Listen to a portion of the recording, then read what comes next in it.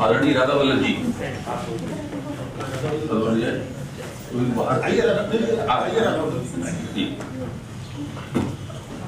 Professor Neeraj खरे सबसा जी आई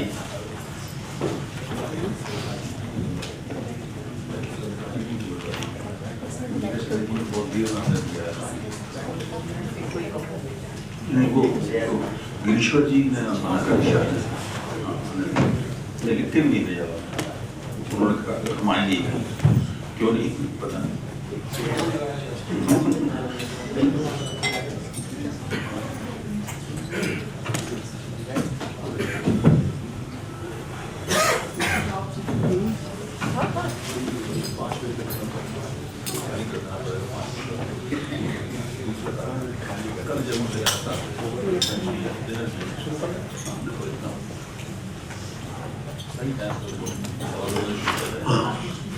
नमस्कार।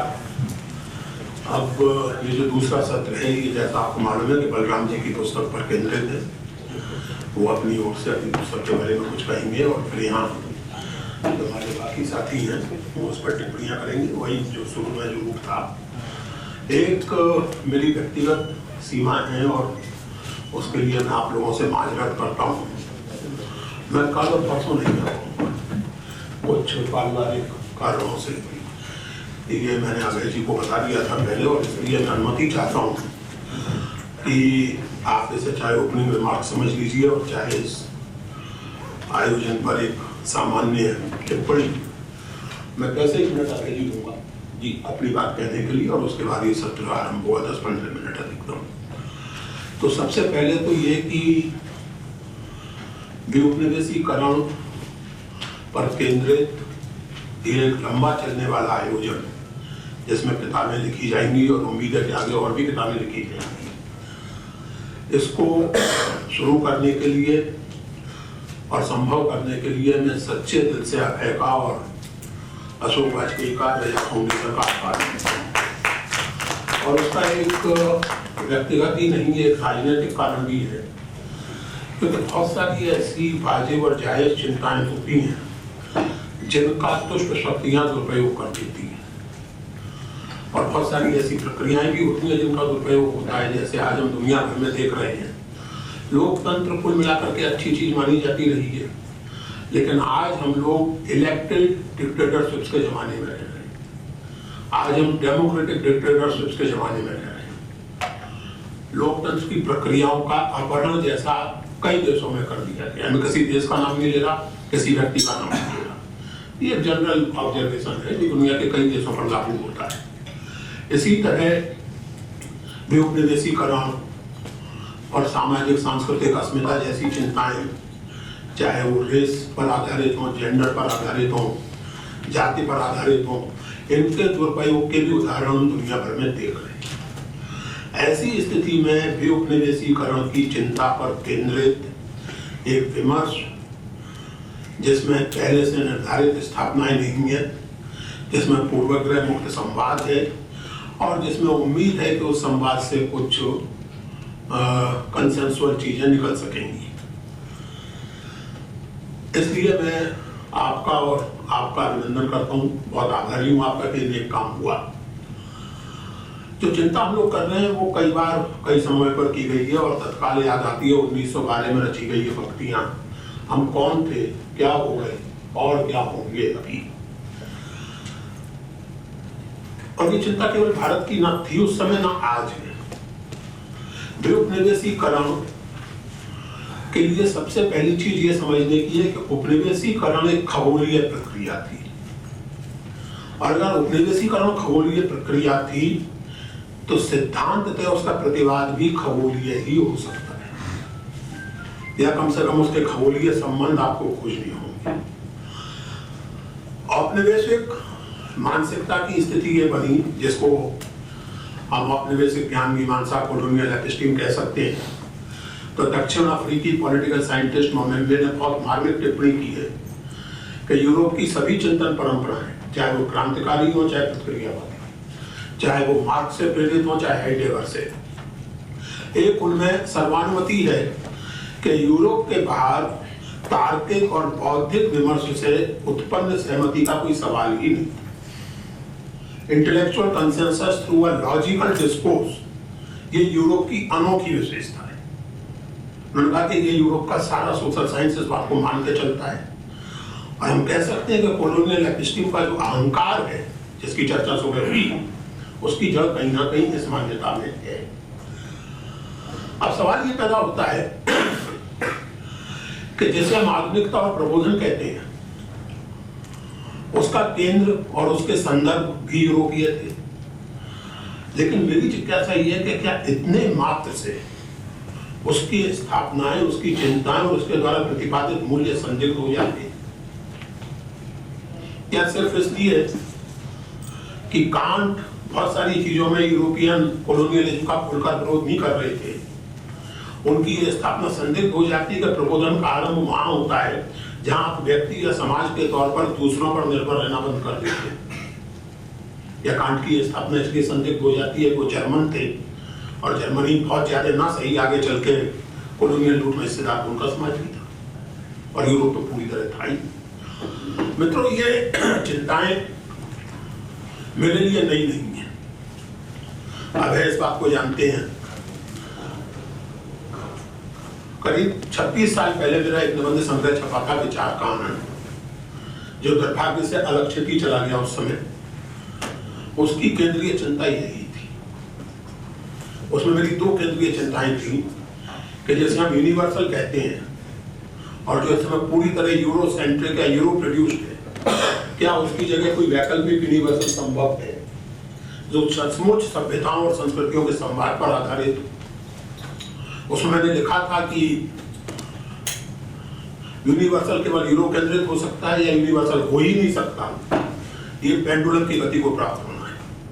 ये इस अति से उस अति पर हम संतुलन की भी खोज कर सकते हैं। यानी ऐसे यूनिवर्सल की कल्पना जो यूरोप और गैर यूरोप के बीच में संवाद पर आधारित हो।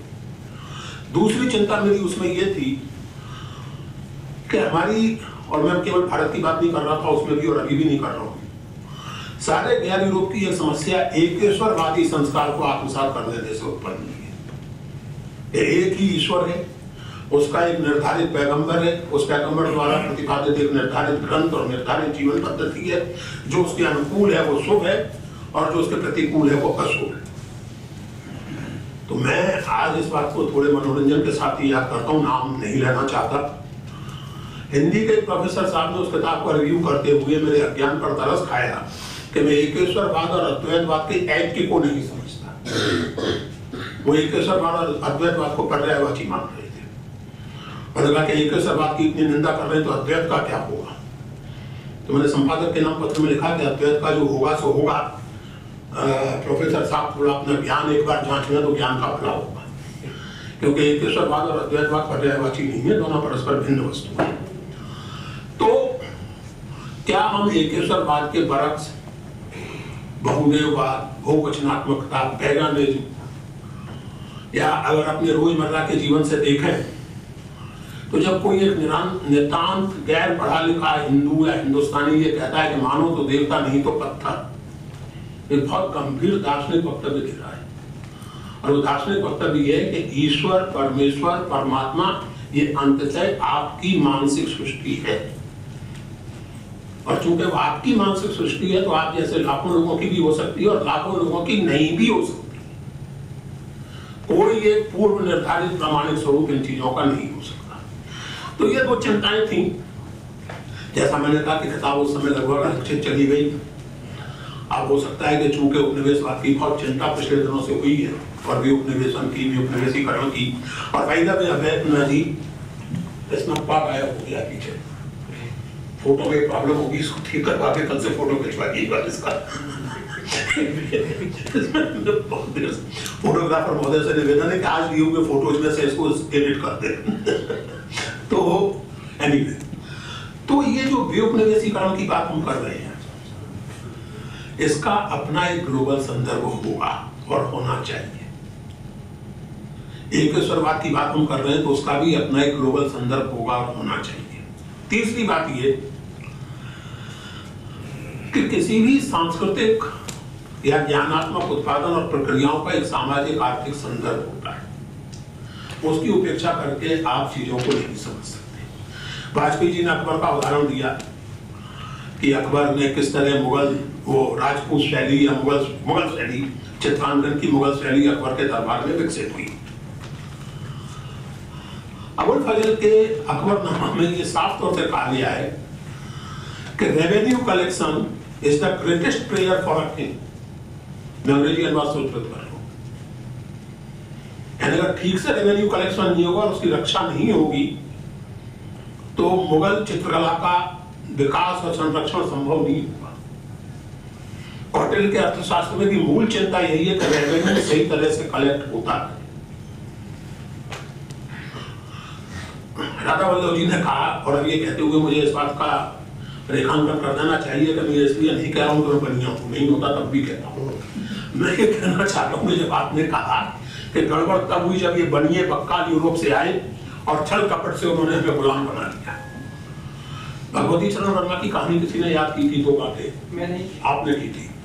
महाराज आप वो कहानी की याद कीजिए, मुगलों ने सल्तनत बख्श वो बनिए बक्का लगा रात को बेवकूफ बनना के सल्तनत हथियाने में कामयाब हुए कि उनके बनिए पर का दोष नहीं है, बल्कि इस बात का दोष है कि आप अपने देश में व्यापार की सुरक्षा और उसकी वृद्धि सुरक्षित नहीं रख सके।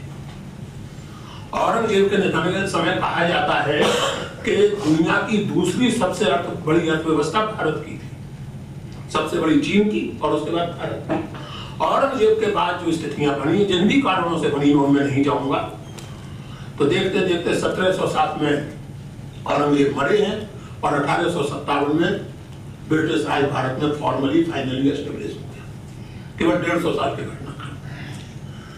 तो जब हम बौद्धिक विकास की बात करते हैं, हमें उसके सामाजिक आर्थिक संदर्भ की उपेक्षा नहीं करनी चाहिए। सामाजिक आर्थिक संदर्भ की उपेक्षा आप करेंगे तो बौद्धिक विकास की समझ निरंतर पोषित और एकांगी रहेगी। उपनिवेशीकरण की चिंता में ये बात इसलिए जरूरी है कि आखिरकार हम उपनिवेशीकरण की चिंता कर क्यों रहे हैं? क्या फर्क पड़ता है अगर हम उपनिवेशीकृत हो ही जाए? क्या अंतर पड़ता है? अंतर इसलिए पड़ता है कि उससे हमारा आत्मबोध दूषित होता है, हमारा इतिहास बहुत दूषित होता है और एक तरह की आत्महीनता उत्पन्न होती है, जिसके 2 रूपों को मैं याद करना चाहता हूँ। 3-4 साल पहले जयपुर में जो लिटरेचर फेस्टिवल होता है, उसमें आखिरी दिन एक डिबेट होती है बड़ी लंबी चौड़ी। तो उसमें उस डिबेट में एक पक्ष में मैं था और दूसरे पक्ष में जाहिर प्रोफेसर मकरंद प्रांजपे थे। तो वहां जब सवाल जवाब का सिलसिला शुरू हुआ तो एक किसी गोरे लड़के ने, किसी यूरोपियन या अमेरिकन लड़के ने, जो जाहिर जयपुर में बतौर स्टूडेंट के रहा होगा, उसने मकरंद जी से कोई सवाल पूछ लिया। मकरंद जी एकदम उखड़ गए। We do not any more need your white man's approval. आप किसी भी तरह के सवाल से औपनिवेशिक दृष्टि से उत्पन्न उसे कह के कतराएं, उसी का एक भद्दा रूप हमने 3-4 दिन पहले नॉर्वे में देखा है कि पूछा गया कि भारत ह्यूमन राइट्स के मामले में क्या कर रहा है और आप बताने लगे कि भारत ने 0 का आविष्कार किया था। यानी बता के आपने सिद्ध कर दिया कि फिलहाल आपकी बुद्धि का स्तर 0 है।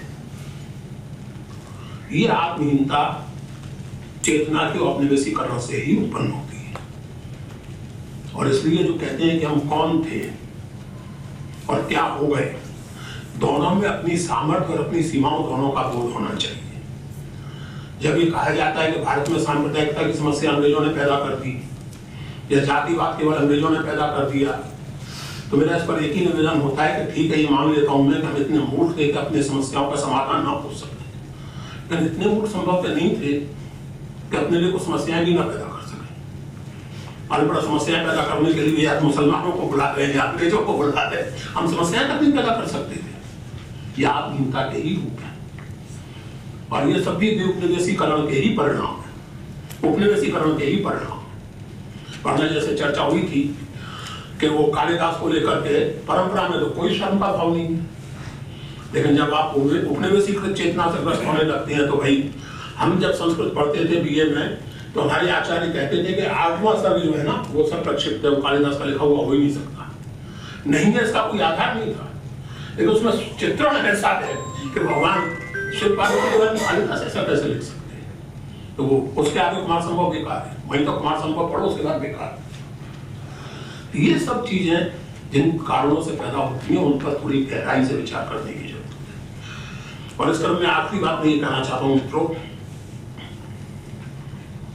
ये मेरी जिज्ञासा है, संस्कृत के विद्वान यहाँ बैठे हैं, जो अग्रणी विद्वानों के बीच में बैठने का सौभाग्य मुझे प्राप्त है। मैं ये जानना चाहता हूँ कि आरंभिक आधुनिक काल की संस्कृत पांडित्य परंपरा क्या रामानंद का कोई नोटिस लेती है या नहीं लेती? क्योंकि सूफी परंपरा तो लेती है, सूफी दस्तरों में रामानंद का उल्लेख है, रामानंद और कबीर के गुरु शिष्य संबंध के बारे में सूफी दस्तरें उल्लेख करते हैं। संस्कृत की परंपरा रामानंद जी का नोटिस लेती है या नहीं लेती है? एक सवाल मेरा यह है। दूसरा सवाल यह है कि वो सारे निर्गुण और सगुण भक्ति आंदोलन का कोई नोटिस लेती है या नहीं लेती है, और अगर नहीं लेती है तो क्यों नहीं लेती है? क्या संस्कृत के समकालीन विचारकों के यहाँ में तुलसीदास, एकनाथ, तुकाराम या कबीर कहीं उपलब्ध होते हैं, और अगर नहीं होते तो क्यों नहीं होते? जबकि संस्कृत का पांडित्य ये दावा करता है और एक हद तक ठीक ही दावा करता है कि हम भारतीय चिंतन परंपरा को प्रतिनिधित्व देते हैं, तो ये जो रचनात्मकता है। तीसरी बात मैं ये जानना चाहता हूं कि क्या जैसी रचना एकनाथ जी ने की थी, हिंदू तुर्क संवाद, एकनाथ की रचना हिंदू तुर्क संवाद, तुलसीदास जी के समकालीन थे, क्या इस तरह की रचनाओं की कोई परंपरा हमें संस्कृत पांडित्य परंपरा में भी मिलती है? ये कुछ मेरी जिज्ञासाएं हैं, और जैसा मैंने आपसे कहा कि मेरे लिए ये चिंताएं 20-25 साल से चली आ रही चिंताएं हैं। एक कैटेगरी मैंने प्रपोज की थी अपनी किताब कहानी प्रेम की में, संवेदना विच्छेद, जिस पर काफी बहस हुई। सुधीर चंद्रा ने उसको कॉन्ट्रडिक्ट किया, कहा कि नहीं संवेदना विच्छेद नहीं, ऐसा नहीं कहना चाहिए, ये गलत है। लेकिन मैं सचमुच मानता हूं कि कॉलोनियल लिटरेचर के मन में एक तरह का डिसोसिएशन ऑफ सेंसिबिलिटी पैदा हुआ, और जिसका एक ठोस उदाहरण मैं देना चाहता हूं। मेरा आशय क्या है डिसोसिएशन ऑफ सेंसिबिलिटी से? आपका अपना अनुभव कुछ और कह रहा है, लेकिन जिस अध्ययन परंपरा से आप आ रहे हैं या जिससे आप प्रभावित हैं वो कुछ और कह रही है। और जब आप लिखने बैठते हैं तो परंपरा, अध्ययन की परंपरा आपको कहीं ज्यादा प्रभावित कर रही है आपके अपने अनुभव की तुलना। मिसाल के तौर पर बनारस कॉलेज के प्रिंसिपल वैलेंटाइन ने पहले इस फ्रेज का उपयोग किया कि सारा जो medieval Sanskrit production of knowledge है, it is commentary, there is nothing original in it. और उन्होंने उसको शब्द दिया था age of commentaries. Pandit Hazari Prasad Dwivedi जो संस्कृत के अच्छे खासे विद्वान थे, मुझे जब मैंने BA MA में पढ़ी उनकी किताब और इस शब्द का सामना किया, मुझे कुछ अटपटा नहीं लगा। बाद में मैंने रियलाइज किया, पंडित जी लिखते हैं कि कबीर का जो समय वो टीका युग है, संस्कृत में मौलिक चिंता का इस समय लगभग अभाव हो गया था। पंडित हजारी प्रसाद द्विवेदी क्या ये नहीं जानते थे कि संस्कृत में, जैसी सुबह चर्चा भी हुई, शंकराचार्य जैसे व्यापक महत्व के मौलिक विचारक ने भी जो कुछ लिखा है वो भाष्य और टीकाओं के रूप में ही लिखा है। जो टीकाएं उस समय स्मृति ग्रंथों पर लिखी जा रही हैं, जिनका बहुत अच्छा अध्ययन आशुतोष दयाल माथुर ने किया है, जो टीकाएं उस समय लिखी जा रही हैं स्मृतियों पर, मनु पर, अन्य स्मृतियों पर, उनमें कितनी, जो सुबह ये कह रहे थे बलराम जी, कि तत्कालीन सामाजिक संदर्भों को रेस्पॉन्ड करते हुए परंपरा की पुनर्व्याख्या की जा रही है। और उस व्याख्या में कई जगह वर्चुअली मनु को सत्य बल खड़ा कर दिया जा रहा है। मनु कह रहे हैं कि ब्राह्मण अवध्य है, और हरदत्त बता रहे हैं कि हाँ ब्राह्मण अवध्य तो है, लेकिन ब्राह्मण है कौन? तो ब्राह्मण वो है जो तीनों वक्त की संध्या करता हो, जिसने गलती से भी कभी कोई अग्निहोत्र ना छोड़ा हो, जो वेद वेदांत पुराण सब में पारंगत हो। अब ऐसा ब्राह्मण खोज लाएंगे तो अवध्य है, वरना अवध्य नहीं है। ये तथाकथित टीका युग में होना है। ब्राह्मण का जो प्रिविलेज है उसको वर्चुअली डिनाई कर रहे हैं, टीका युग में हो रहा है। और ये करने वाला कोई निर्गुण भक्त नहीं है, ये करने वाला ठेठ पारंपरिक संस्कृत आचार्य है। तो ये मैं कहता हूं, इसे मैं संवेदना विच्छेद कहता हूं कि आप अपने अनुभव से भी जानते हैं, अपनी पारंपरिक विद्या से भी जानते हैं, लेकिन जो एक कॉमन सेंस व्यापक एकेडमिक दुनिया का बन गया है, उसमें आपको इस पूरे समय को टीका युग कहने में कुछ अटपटा नहीं लगता। ये कुछ बातें मुझे रखनी थी मित्रों, आपने समय दिया, इसके लिए बहुत आभार। अब और सभी से मैं निवेदन करूंगा कि जितना समय मैंने लिया उतना ना लेने की कृपा करें। आप मोदी जी को फॉलो कर रहे हैं? अरे भाई देखिए, मोदी जी सब कुछ बुरा ही बुरा नहीं करता, राजन बैठे हैं पीछे, उनसे सीखिए कुछ। हाँ जी, बलराम जी।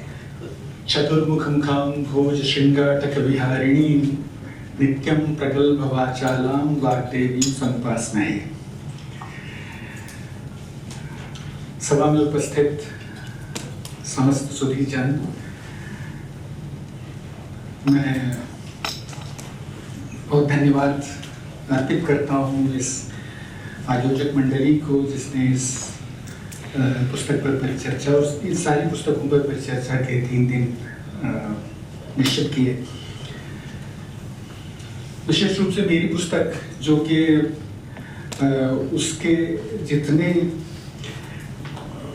प्रेरक विद्वान थे, अधिकतर लोग यहाँ उपस्थित हैं जिनके वचनों से, जिनके लेखन से मैंने बहुत प्रेरणा ली, जिन्होंने मुझे प्रकाशित किया, professor Radhavallabh Tripathi ji, professor Sharma ji, professor Srinivas Varkhedi जी, शास्त्र मूर्ति ही हैं। मैं सौभाग्यशाली हूँ कि आप लोग उपस्थित हैं और ये अवसर मैं इन सब के प्रति कृतज्ञता प्रकाशन का भी मानता हूँ। जो भारतीय ज्ञान परंपरा सातत्य एवं संवर्धन पुस्तक है, उसमें जो उसका मुख्य तथ्य है वो उस परंपरा के सातत्य को सुनिश्चित करने वाली 4 प्रविधियों की चर्चा, जो कुछ नवीन विन्यास है, जो कुछ विशेष है, वो वही है। बाकी चीजें जो हैं वो इसी तथ्य के समर्थन में आई हैं या स्पष्टीकरण में आई हैं। और ये 4 प्रविधियां जो हैं, जैसा कि अध्येताओं ने देखा होगा, वो परंपरा की अपनी परिधियों का विस्तार, आत्मविस्तार, परिधियों में संकोच, पुनः परिभाषण, पुनः प्रत्यभिज्ञान और वर्जना। इन 4 प्रविधियों का मोटा मोटा उपयोग करके परंपरा अपने आप को सतत रखती है। और कुछ स्पष्टीकरण आवश्यक है, सीमित समय में मैं करने की कोशिश करूंगा। एक तो इस पुस्तक में स्थान स्थान पर जो बाइनरीज हैं, जो कि आप लोग विशेष रूप से जानते होंगे कि वो प्राच्यवाद के कारण आई हैं या क्यों आई हैं, जो कि हमारे यहाँ नहीं थी, उनको तोड़ा गया है, उनको महव किया गया है, डिसॉल्व किया गया है। उसमें एक तो ये है कि सबसे पहला जो नूतन और पुराना और नया, ये शब्द हमारे यहाँ हमारी परंपरा में कभी भी एक दूसरे के कंट्रास्ट में नहीं आए। देवी को कहते हैं, उषा के लिए कहा है पुराणी देवी युवती कुरंधी, वो पुरानी भी है, युवती भी है। सरस्वती की वंदना करते हैं, कहते हैं कि नूतने वही पुराणी। इवन पुराण जो शब्द है उसका यास्क जब उसकी व्याख्या करते हैं तो क्या मतलब है उसका, पुरा अपि नवम भवति। लेकिन जैसे हम हमारे में संभवतः संस्कार ऐसा आ गया है कि जैसे ही हम पुराना सोचते हैं, सुनते हैं शब्द, वो नए का विलोम हमें लगता है, या अगर नया है तो निश्चित रूप से उसमें पुरानी चीजें अनुवृत्त नहीं होंगी, उसमें उसकी अन्विति नहीं होगी, ऐसा लगता है। तो परंपरा इस चीज को नहीं मानती है। परंपरा दोनों को एक साथ लेकर के चलती है और उसका एक नाम देती है, वो है सनातन। और जो शब्द आजकल बहुत ही सुनाई पड़ता है, हिंदू के जगह पे लोगों ने सनातन कहना शुरू कर दिया है। अब जहां तक मुझे मालूम है कि अपना धर्म जो है भारत में प्रचलित, जो हिंदू धर्म कहना ही पड़ेगा, तो उसका सनातन भी उसका व्यक्तिवाचक नाम नहीं है, अपितु उसका विशेषणात्मक नाम है। और लोग कहते हैं कि आपके पास तो आपके धर्म का नाम भी नहीं था, हिंदू तो ईरानियों ने, फारसियों ने दिया, तो ये तक भूषणम न तो दूषणम, ये तो हमारे लिए भूषण है, दूषण नहीं है, क्योंकि हमारा धर्म जो है वो अनस्पेसिफाइड है। ऐसा किसी के कंट्रास्ट में क्रिएटेड एक नाम को लेकर के हम नहीं चल रहे हैं। सनातन इसलिए है कि हम लोगों ने उसका अभाव कभी नहीं देखा, उसका जो इनिशियल पॉइंट है वो हमने नहीं देखा, इसलिए हमने उसका नाम सनातन रखा। एष धर्म सनातन, ये हमेशा से चलते आने वाला धर्म है। तो धर्म का विशेषण उन्होंने बनाया। ये विशेषण क्यों बनाया? क्योंकि हमारे यहाँ धर्म के दो रूप हैं, एक तो सार्वभौम महाव्रत हैं और एक जो है वो ऐसे हैं जो बदलते रहते हैं, और जो बदलते रहते हैं उस पर हम बहुत ज्यादा सरफुटौल नहीं करते हैं, उनको बदल जाने देते हैं। लेकिन निरंतर बदलते हुए धर्मों को यानी आचार विचारों को देख करके लोग ये समझते हैं, बहुत सारे लोग ऐसा कहते हैं, हिंदू तो कोई धर्म ही नहीं है, ये इसमें तो जो मन करे सो कर लो। और बड़े बड़े लोग इस बात को कहते हैं कि ये तो इतनी स्वतंत्रता है इसमें। लेकिन बंधुओं, इतनी स्वतंत्रता भी नहीं है। धर्म का सार्वभौमिक रूप भी है जिस पर कोई भी समझौता नहीं हो सकता, वो धर्म के 10 लक्षण है। सार्वभौम महाव्रत जो पतंजलि कहते हैं, एष धर्म सनातन जो कहते हैं, वो उस पर अगर उसको आप छोड़ देते हैं तो आप ये नहीं कह सकते कि हम कुछ भी करके और हिंदू रह सकते हैं। वो अहिंसा है, अहिंसा धर्म का मूल है, उसको आप किसी भी तरह से नहीं छोड़ सकते। अगर आप छोड़ रहे हैं तो आप धार्मिक नहीं हैं, तो आप धर्म परक नहीं हैं। तो इसलिए हमारे यहाँ एक विवेक जागृत है, कौन सी चीज पर हमें दृढ़ रहना है, किस चीज पर हमें बहुत ज्यादा जैसे खान पान पहनावा वगैरह उस पर हमें गजनी मीलिका करनी है, जैसे हाथी आंख मूंद करके चला जाता है। एक तो ये बात है, और दूसरी चीज जो है शास्त्र और लोक, ये डाइकोटमी, ये बाइनरी ऐसा है कि लोग कम से कम आधुनिक विमर्शों में एक दूसरे के विरोधी मानते हैं, एक दूसरे का विरोधी मानते हैं। ऐसा सोचते हैं कि शास्त्र ने लोक का खून चूसा है, लेकिन ऐसा नहीं है। देखिए, शास्त्र खुद लोक से बनता है। महाभाष्यकार भगवान पतंजलि कहते हैं कि लोकः पृष्ठतो अनुगंतव्यः, हमें लोक के पीछे पीछे चलना चाहिए, लेकिन लोक जो है वो ठीक ठाक से चलता रहे, इसके लिए लोक से ही नियमों का संहितीकरण करके और लोक का अनुशासन किया जाता है। तो शास्त्र शंसन भी करता है, अनुशासन भी करता है। शंसनात् शास्त्रम, शासनात् शास्त्रम, तो वो शासन भी करता है, लेकिन वो हमेशा शासन नहीं कर सकता, क्योंकि जिसका शासन कर रहा है लोक, वो लोक निश्चित रूप से आगे बढ़ रहा है, शास्त्र वही टिका रह जाता है। लेकिन चूंकि ये परंपरा सनातन है और हम किसी को उच्छिन्न नहीं करने देना चाहते, हजारी प्रसाद द्विवेदी का एक कौल है, वो कहते हैं कि भारत में जो आता है या जो पैदा होता है वो कभी बाहर नहीं जाता, हम उसको बाहर जाने नहीं देते। तो हम क्या करते हैं, हम उसको निरंतर, क्योंकि अगर उच्छिन्न हो जाए वो, तो फिर परंपरा सनातन नहीं रहेगी। हम या केवल बहुत बार मनुष्य बिल्कुल विरोध की बात कहते हैं, लेकिन मन के प्रति कभी अविश्वास नहीं करते।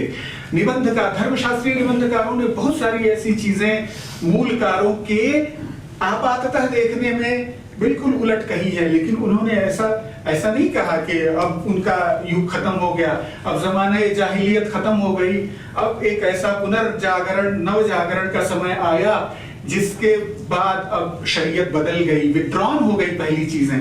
ऐसा नहीं होता है। हमारे यहाँ पूरी परंपरा की भावभूमि तत्वतः ही सही वर्तमान में अनुस्यूत रहती है।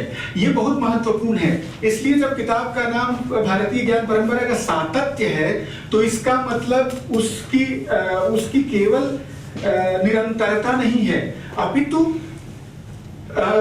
सारी प्राचीनता, सारी पुराणता को तत्वतः ले करके वर्तमान में विद्यमानता है। ये समझना बहुत जरूरी है। ये सनातन का तात्पर्य है।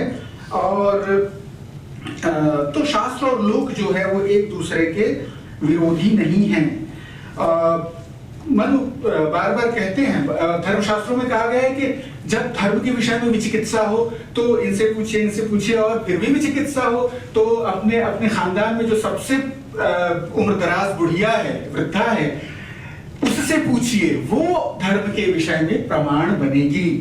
और महाजनों ये नगदम सबंथा हम कहते हैं, महाजन का जनरली मतलब लेते हैं जो बड़े बड़े लोग, जो बरजस्ता लोग हैं, वो जिस तरह आचरण करते हैं, सयत प्रमाणं कुरुते लोकस्तदनु वर्तते, ये मतलब होता है। लेकिन नीलकंठ जो मयूख टीकाकार है, व्यवहार मयूखकार हैं, वो कहते हैं कि महाजनः का क्या तात्पर्य है।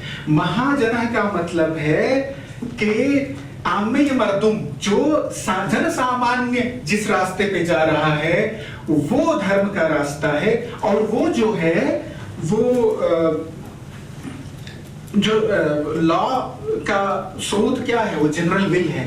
तो जन सामान्य की जो इच्छा है वो कानून, वो शास्त्रीय नियमों को परिभाषित करता है। तो हमारे यहाँ बहुत सारे ऐसे उदाहरण हैं जिसमें लोक और शास्त्र जो है वो परस्पर आश्रित है, परस्पर मुखापेक्षी हैं। तो इसलिए जहां भी भारतीय ज्ञान परंपरा की चर्चा आ रही है, वहां परंपरा शब्द से केवल शास्त्र में निहित ज्ञान नहीं लेना चाहिए। ये स्पष्टीकरण बहुत आवश्यक है, क्योंकि हमारे ज्ञान के दो स्रोत हैं, दो धाराएं हैं, और दोनों परस्पर एक दूसरे को कोरोबरेट करते हैं। धर्मशास्त्रों में जो विधियां लिखी गई हैं वो साधुओं के आचार में भी मिलती हैं। उदाहरण के लिए जैसे घर में लोग कहते हैं कि वहां जा रहे हो खाली हाथ नहीं जाना चाहिए, आप शास्त्र में उसका बिल्कुल समांतर वाक्य पा सकते हैं कि रिक्त पाणिर न गच्छन्ति, या अभिवादन करने की जो विधि है, जैसे दो दोस्त मिलते हैं वो एक दूसरे को पैर छू के ऐसे नमस्कार तो नहीं करते। मन ने अभिवादन की विधियों में बताया है कि आप दोस्तों को अभिवादन कैसे करें। ऐसे बहुत सारी चीजें हैं जिसमें दोनों एक दूसरे के मुखापेक्षी हैं। शास्त्र अगर गया तो लोक कुछ श्रृंखल हो जाएगा, और लोक अगर लोक को नहीं देखा शास्त्र ने तो वो आउटडेटेड हो जाएगा। आउटडेटेड नहीं होने देने के ये चार प्रविधियां हैं: आत्मविस्तार, संकोच, पुनः परिभाषण और वर्जन। तो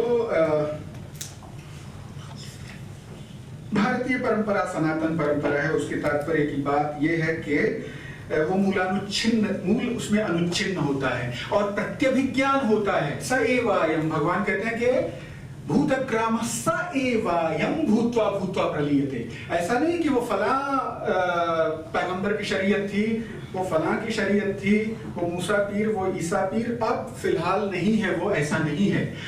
वो स एवायम, वही चीज जो है ये इसमें भी विद्यमान है, निरंतरता है। लेकिन ये बड़ा प्रश्न उठता है समय के बदलने के साथ साथ, वो ये कि समाज की परिस्थितियां बदलती रहती है, इसमें किसी को संदेह नहीं हो सकता। तो एक बहुत बड़ी चुनौती होती है सनातन भावभूमि के लिए कि हम अपनी सारी पुरानी चीजों को कैसे लेकर के आ सकते हैं और एज इट इज कैसे एकोमोडेट कर सकते हैं वर्तमान में भी। तो भूतकाल के साधनों का, यानी आज परिस्थितियां बदलती हैं तो प्रयोजन बदल जाते हैं। प्रयोजन बदलने, नए प्रयोजन पुराने साधनों से नहीं हो सकते, तो साधन भी नए करने होते हैं। तो साधन भी नया लेना है और प्राचीनता की रक्षा भी करनी है, क्योंकि हमारे यहाँ प्राचीनता, अतीत जो है वो व्यतीत नहीं हुआ होता है, वो उसकी भावभूमि जो है वो ये समझिए कि वो अवतीर्ण होता है पुनः पुनर्वशमापद्यते में, फिर जो वो है वो उसका अनुकूलन होता है और वो वर्तमान के रूप में अवतीर्ण होता है। तो उसका उच्छेदवाद नहीं है, अनुच्छेद है और अनुकूलन है। तो सनातन अनुकूलन का रास्ता अपनाता है और यही प्रविधियां हैं जो अनुकूलित करती हैं। तो एक चीज तो जैसे कि अध्यक्ष जी ने कहा कि हमें इस तरह से नहीं आचरण करना चाहिए कि हमारे यहाँ कोई दोष नहीं था। उदाहरण के लिए जाति प्रथा और वो ये सारी चीजें और स्पेशल वो ऐसा करेंगे हम तो जो इतना सब कुछ धर्मशास्त्रों में लिखा हुआ है उसको एक पदेन कैसे विस्मृत कर देंगे। विस्मृत करने का एक ही तरीका है कि उन ग्रंथों को या तो जला दो या पढ़ना बंद कर दो।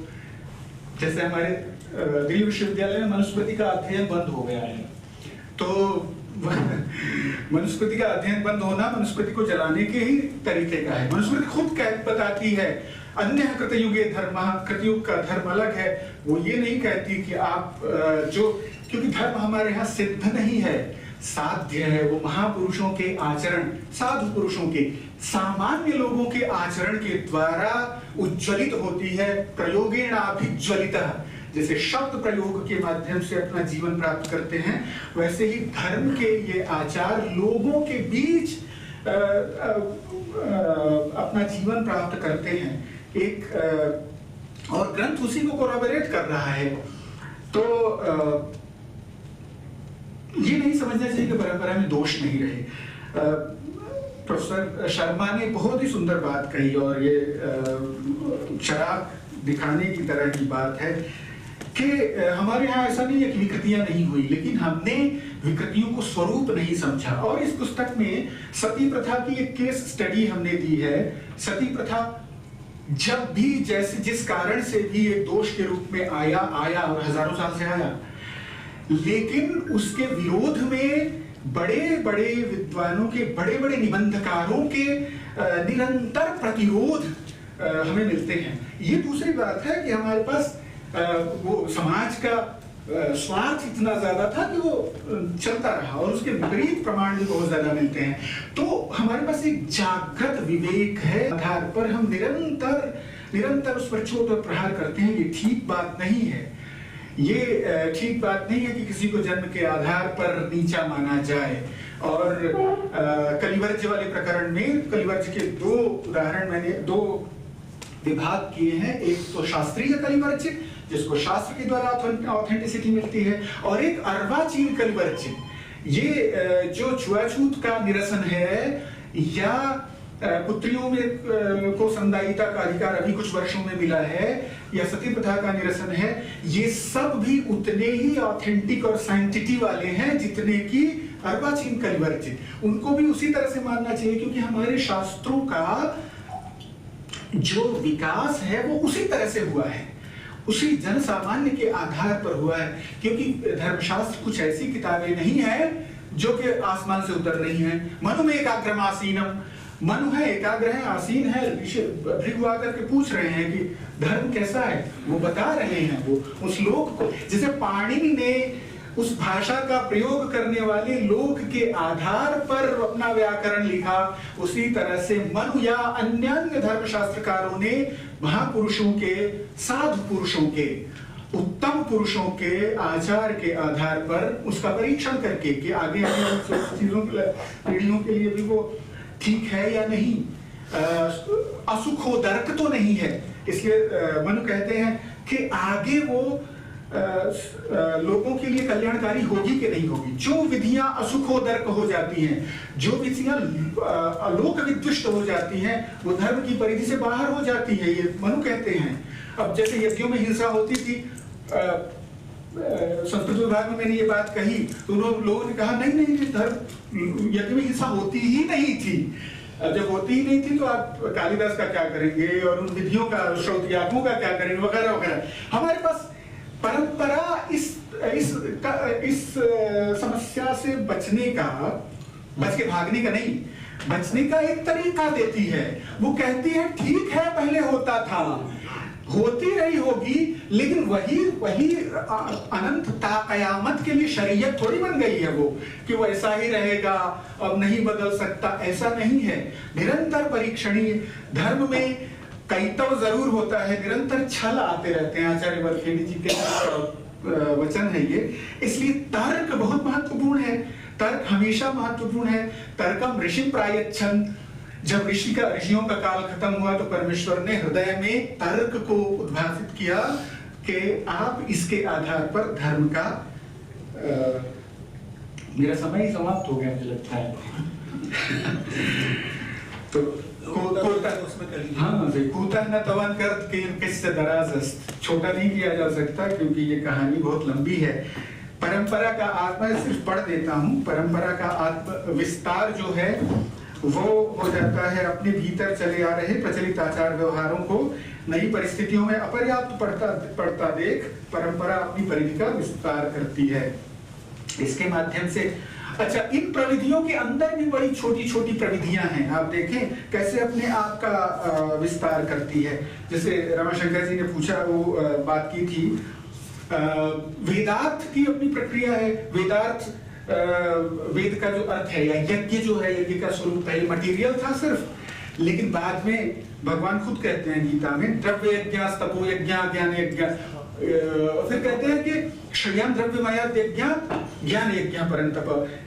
जो मटेरियल यज्ञ है उसकी अपेक्षा ज्ञान यज्ञ बहुत महत्वपूर्ण है, ज्यादा अच्छा है, ज्यादा श्रेयस्कर है।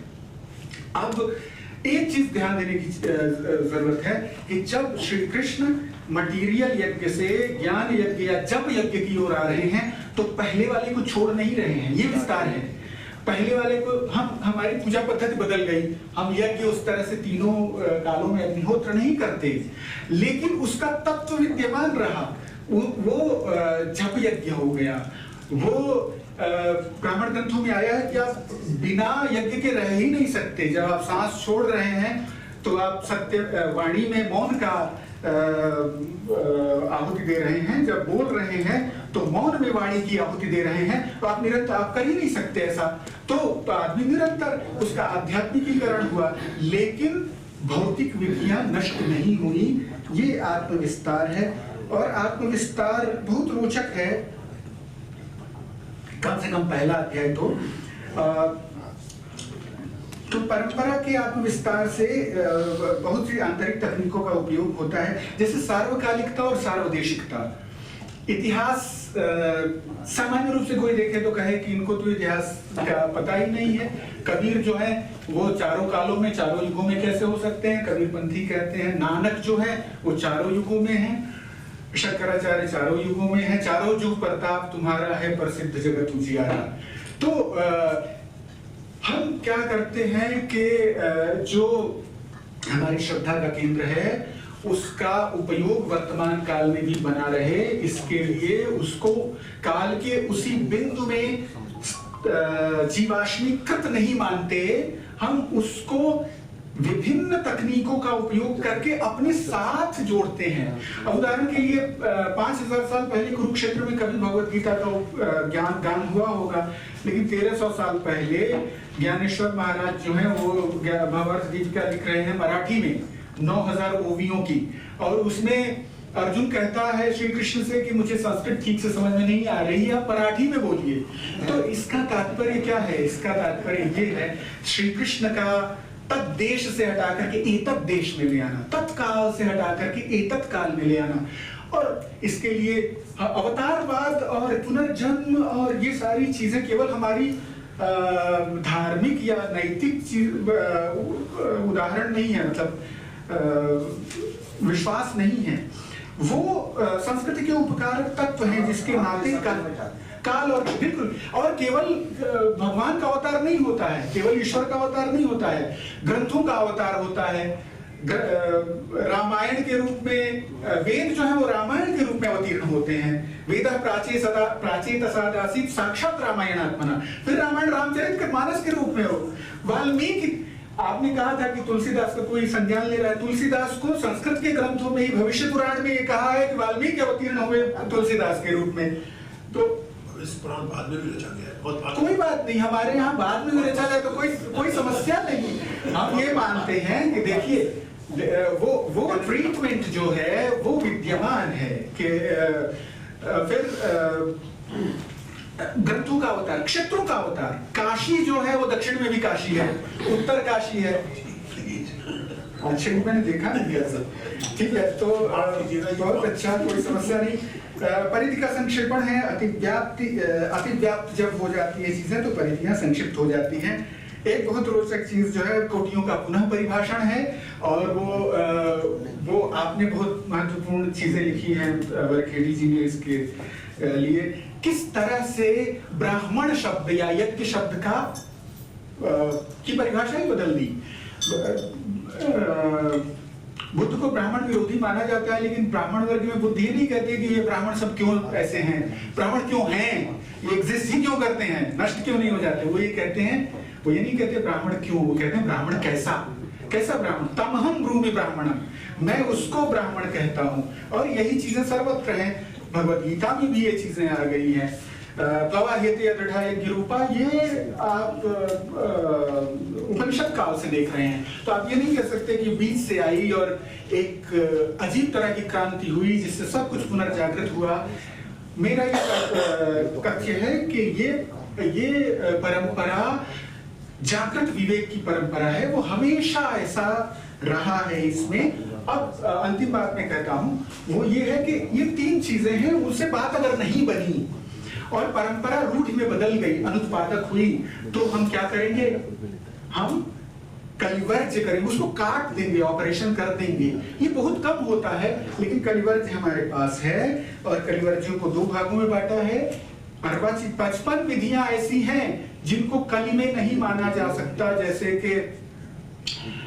जैसे कि ज्येष्ठोद्धार है, या जैसे कि यज्ञों में हिंसा है। अर्वाचीन कलिवर्ज्य भी है, और जैसे सती प्रथा, उसको भी हमें उतना ही पवित्र मानना चाहिए। जैसे हिंदू पतियों के द्वारा, पतियों का एक का अधिक विवाह का निषेध सारे धर्मशास्त्र कहते हैं, पुत्रियों का देर से विवाह करने सारे धर्मशास्त्र कहते हैं कि उनको रजोदर्शन से पहले ही विवाह कर दो, लेकिन अब कहाँ कोई मानता है, कोई सोच भी नहीं सकता अपनी बेटी का इतनी जल्दी विवाह करना।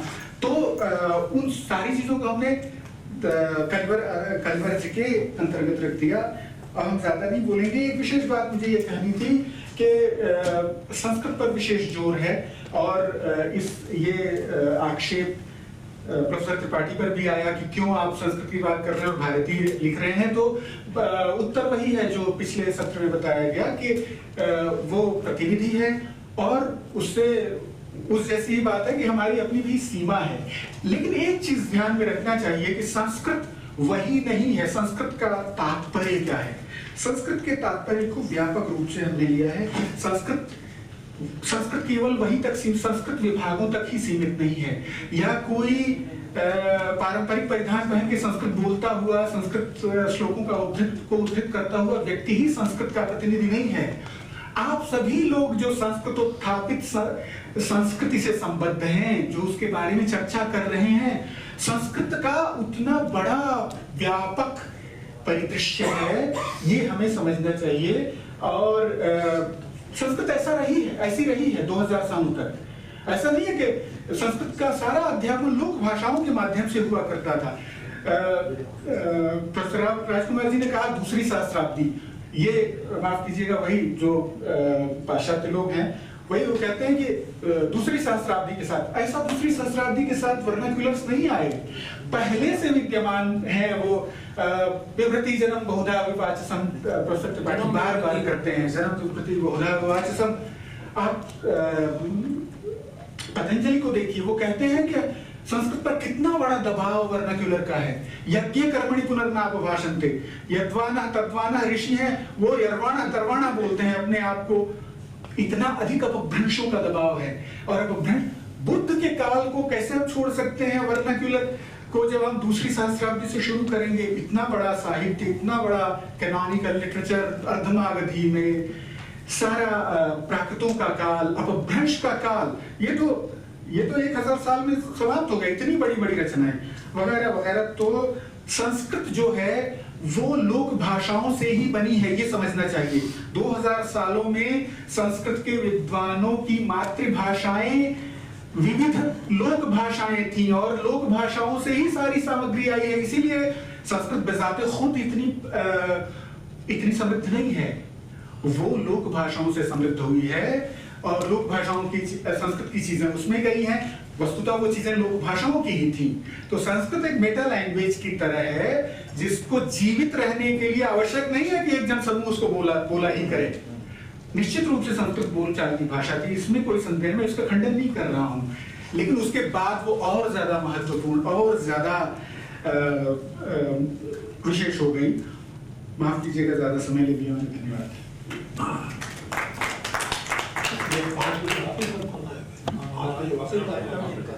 आज केवल एक बात कहनी है और मैं फिर से कहूँगा क्योंकि अभी राघवल्लभ जी को भी बोलना है। इतिहास, क्रम और वैचारिक विकास के संबंध को ठीक से समझने की जरूरत है।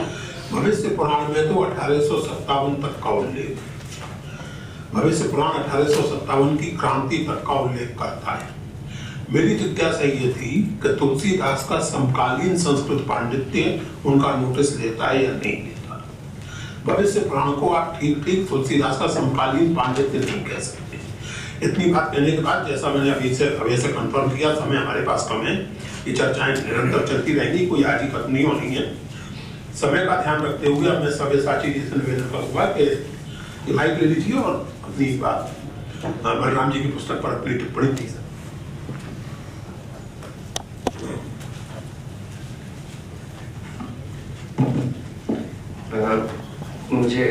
मैं यहाँ जिन लोगों के सामने अभी उपस्थित हूँ, वो कुछ लोग तो उनमें से प्रत्यक्ष मेरे गुरु रहे हैं और कुछ लोगों की पुस्तकें मेरी गुरु रही हैं। तो बलराम जी की पुस्तक भी वैसी ही है। मेरा प्रयत्न यही रहेगा कि मैं बलराम जी की पुस्तकों के साथ उसी गुरु शिष्य परंपरा के तहत एक संवाद स्थापित कर सकूं और कुछ प्रश्न भी पूछ सकूं। भारतीय ज्ञान परंपरा एक ऐसा पदबंध बनकर हमारे सामने आता है जिसके ऊपर कम से कम वर्तमान सरकार ने बहुत अधिक संसाधन व्यय किए हैं, किंतु बहुत कम ऐसी पुस्तकें हैं जिनसे इस पदबंध के वास्तविक अर्थ का महत्व व्याख्यायित हो पाया है। भारतीय ज्ञान परंपरा सातत्य और संवर्धन एक इसी प्रकार की पुस्तक है और इसके तीनों पदबंधों और उसके बाद दोनों विशेषणों सातत्य और संवर्धन दोनों पर विचार की विस्तृत आवश्यकता है। भारतीय शब्द तो भूगोलवाची भी और भाववाची भी है, किंतु यहाँ महत्व ज्ञान से है, क्योंकि ज्ञान का तात्पर्य उस पूरे तंत्र से है जिसके आधार पर हमारी सभ्यता, हमारी संस्कृति और उसके मूलभूत उपादानों का निर्माण होता है और उसके साथ परंपरा जुड़ी हुई है। और परंपरा से तात्पर्य संस्कृत के चलते हुए क्रम से होता है। बलराम जी का भी तात्पर्य यही है। वे परंपरा की व्याख्या करते हुए कहते हैं कि परंपरा का अर्थ है उत्तर का उत्तरवर्ती, आगे से आगे या श्रेष्ठ से श्रेष्ठ। इसलिए परंपरा में पूर्ववर्ती का समावेश तो है, पर उससे आगे जाने की बात भी है। पूर्ववर्ती का केवल सातत्य है, आधिपत्य नहीं, और उसमें पूर्ववर्ती की समीक्षा भी सम्मिलित है। कविराज जी ने अपने प्रसिद्ध लेख षड्यंत्र और संस्कृत में एक बात कही थी कि परंपरा तब तक परंपरा जब तक उसमें बहुलता, मौलिकता और नवीनता और आलोचना रहती है। अगर यदि उसमें ये चारों चीजें नहीं हैं तो उस परंपरा का कोई महत्व नहीं रह जाता है। बलराम जी की पुस्तक भी इसी आधार पर चलती है कि वो बलराम जी भी मानते हैं कि भारतीय ज्ञान परंपरा अपने पूर्ववर्ती का अन्वेषण, संवर्धन और उपोत्पलन करती है। और इस प्रकार ये बात प्रकट होती है कि भारतीय ज्ञान परंपरा के निरंतर नवीन और प्रवर्धित होने का जो बड़ा कारण है वो उसके परीक्षणीय होने के विकल्पों का खुला होना है। जब तक उसकी बार बार परीक्षा होती रहेगी तब तक वह निरंतर नवीन होती रहेगी। उसके ऊपर प्रश्न उठने का क्रम हमेशा बना रहना चाहिए। अंबिका शर्मा सर ने भी इसी बारे में कहा है कि भारतीय इसी पुस्तक की भूमिका के रूप में कहा है कि भारतीय ज्ञान परंपरा का आश्रय उन सभी ज्ञानात्मक उपक्रमों से है जिनसे भारतीय सभ्यता और संस्कृति का निर्माण होता है। बलराम शुक्ल की पुस्तक भारतीय ज्ञान परंपरा के मूल में स्थापित ज्ञान का मूल्यांकन करने का प्रयास करती है। ज्ञान परंपरा के शब्द के मूल में वो ज्ञान तंत्र है और ज्ञान तंत्र की मूल भावना की पड़ताल किए बिना उसकी परंपरा पर विचार नहीं किया जा सकता। यहाँ यह ध्यान देने की जरूरत है कि भारतीय ज्ञान तंत्र पश्चिमी ज्ञान तंत्र से भिन्न है और उसका लक्ष्य पश्चिमी ज्ञान से भी भिन्न है। पश्चिमी ज्ञान परंपरा में एक प्रारंभ है और उसमें एक डार्क एज है, एक अंधकार काल है, जिसकी बात जाहिलियत के युग से बलराम जी प्रारंभ करते हैं। मनुष्य का अवतरण, ये अब्राहमी परंपरा ये मानती है कि मनुष्य का अवतरण जो है वो अभिशाप से जमीन पर आया है और उसको इस संसार पर एक आधिपत्य जमाना है। इसमें कहा गया था कि समुद्र में जितनी मछलियां हैं उस पर आपका अधिकार है और जमीन पर जितने जानवर हैं उस पर आपका अधिकार है। भारतीय परंपरा इसके विपरीत है। बलराम जी पूर्व परंपरा और उत्तर परंपरा की चर्चा करते हैं। वो कहते हैं कि कभी भी ऐसा नहीं रहा कि जब भारतीय परंपरा का पूर्व और उसका उत्तर पक्ष न रहा हो, यानी पूर्व और उत्तर पक्ष की अनिवार्यता हमेशा रही है। पूर्व पक्ष जो है वो उसके पूर्व पीठिका का निर्माण करेगा और उत्तर पक्ष उसकी आलोचना भी करेगा, कुछ विस्तार भी करेगा तो कुछ संकोच भी करेगा। एक बात यह भी है कि इस परंपरा के केंद्र में कहीं न कहीं धर्म है, और जो धर्म है वो बहुलतावादी है, और बहुलतावादी धर्म का जो लक्ष्य है वो मनुष्य का कल्याण है, या फिर यूं कहें कि वो मोक्ष है। भारतीय धर्म दृष्टि की बहुलता का प्रमाण उसके सूत्र में है। धर्म दृष्टि बाह्य आवरणों के बजाय मनुष्य के अंतःकरण पर केंद्रित रहती है। यही अंतर केंद्रिता भारतीय ज्ञान का भी आधार है। भर्तृहरि भी ज्ञान को अंतःकरण में निर्मित मानते हैं। इस अंतःकरण और के मूल में भी एक तरीके से धर्म प्रस्तुत होता है, और इस धर्म का स्वरूप पैगन है। बलराम जी ने इस ज्ञानात्मक परंपरा के केंद्र में पैगन स्वरूप को स्वीकार किया है। पैगन परंपरा के संदर्भ के रूप में बलराम जी ने वागीश शुक्ल जी की पुस्तक आहु पुरुषिका से 2 पदबंध लिए हुए हैं कि भारतीय परंपरा फ्रोनेमा पर आधारित है। फ्रोनेमा का तात्पर्य दृष्टिकोण से है, तो वहीं दूसरी तरफ पश्चिमी परंपरा सोला स्क्रिप्चर पर आधारित है। जीएन देवी ने इसी के समानांतर ज्ञान के दार्शनिक आधार के रूप में ग्रीक परंपरा से 2 शब्दों का आधार लिया है। ग्नोसिस, जिसका तात्पर्य अंतर्दृष्टि से है, और लोगोस, जो कि रीजन का एक पर्याय है। इस आधार पर यह कहा जा सकता है कि भारतीय परंपरा मनुष्य के अंतरण पर केंद्रित है, वह उसका कल्याण चाहती है। उसका तात्पर्य या तो उसकी अंतर्दृष्टि से है या फिर उसके विशिष्ट दृष्टिकोण से है। व्यक्ति और व्यक्ति के विचारों का सम्मान इसमें निहित है, क्योंकि पैगन संप्रदाय अपने आप में एक बहुलतावादी संस्कृति है। सुरेश शर्मा ने इस बहुलतावाद को पैगन सभ्यताओं के केंद्र में माना था। उसमें किसी एकमात्र ग्रंथ का आधार नहीं है, अपितु विचार का महत्व है, और यही विचार जो है इसी परंपरा का आधार लेकर चलती है। वागीश के शब्दों को उधार लेकर कहूं तो भारतीय परंपरा में आकाशवाणी का महत्व है। यहाँ आसमान से किताब नहीं उतरती है, अपितु वचन का महत्व ज्यादा है। इसी वाचिकता को केंद्र में लेकर के बलराम शुक्ल की पुस्तक भी चलती है। वाचिक परंपरा के साथ अंतःकरण का प्रत्यक्षीकरण कहीं आसानी से हो सकता है। इससे संवाद की गुंजाइश ज्यादा बनती है। गुरु शिष्य परंपरा का आधार भी एक तरीके से यही है कि एक गुरु और शिष्य आपस में बैठकर संवाद कर सकते हैं। इसी संवाद का एक प्रकार व्याख्या भी बनकर के आती है। कपिल कपूर भारतीय ज्ञान तंत्र को व्याख्या परक मानते हैं। इस व्याख्या के कुछ आयाम भी हैं। यह व्याख्या टीका, पाठ संशोधन, संक्षेपण, रूपांतरण, अनुवाद, लोक कथा प्रवचन या यहाँ तक कि पुनर्रचना के रूप में भी हो सकती है। बलराम शुक्ल जी की पुस्तक ने भी लगभग इन आयामों को देखने का एक ठीक ठाक प्रयत्न किया है। बलराम जी की इस पुस्तक में परंपरा के विशिष्ट तत्व उपग्रहण का उपयोग किया गया है, और वे कहते हैं कि वेदों के उपग्रहण के रूप में पुराण है, और उसका विस्तार करते हुए आगे भारतीय परंपरा के सभी साहित्यों की वो चर्चा करते हैं। इसी का सर्वाधिक महत्वपूर्ण आयाम टीका परंपरा के रूप में हमारे सामने आता है। टीका परंपरा ग्रंथों का तो विस्तार करती है, उसी के साथ उसके अर्थ विस्तार की भी परंपरा रही है। अभिनव गुप्त ने इस बात को कहा भी है कि मैंने अपने पूर्ववर्ती लोगों के ऊपर टिप्पणी करते हुए उसके ऊपर जमी हुई धूल को साफ किया हुआ है, तो वो एक तरीके से उसका विस्तार करती है।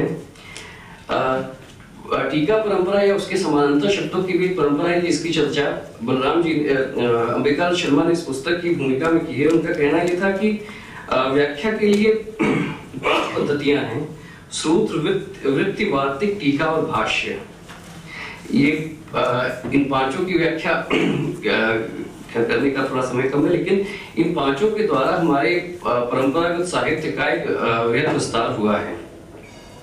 ध्यातव्य है कि ये सारी परंपराएं कहीं न कहीं जाकर के भाषा के ऊपर टिकती हैं, और बलराम सर का महत्वपूर्ण हस्तक्षेप भाषा को भारतीय परंपरा के रूप में के आधार के रूप में मानना है। उनका मानना है कि भाषा जो है वो भाषा चिंतन भारतीय परंपरा के मूल आधार के रूप में उपस्थित है।